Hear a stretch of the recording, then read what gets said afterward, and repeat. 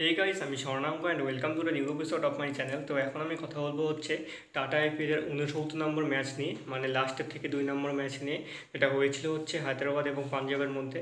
এটা খুব একটা নর্মাল ম্যাচ ছিল, তবুও এখানে রানটা কিন্তু হেভি হয়েছিল এবং রান চেসিংটা দারুণ হয়েছিল।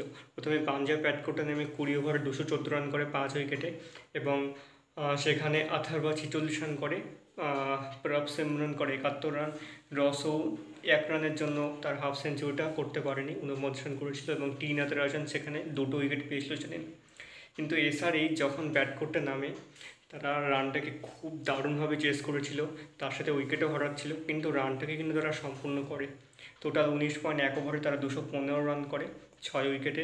সেদিন হেড 0 রান করেছিল, একটা দুঃখের ব্যাপার। তার সাথে ক্লাসেন করেছিল 42 রান, অভিষেক 66 রান করেছিল, এবং 6টা উইকেটের মধ্যে আর্শদীপ এবং হর্ষাল 2টো করে উইকেট পেয়েছিল, এবং এসআরএইচ 4 উইকেটে ম্যাচটা জিতে যায়।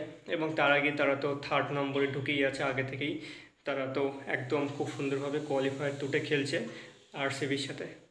তো এই ছিল আজকের ভিডিও। ভালো লাগে থাকলে অবশ্যই চ্যানেলটিকে সাবস্ক্রাইব করে দিও।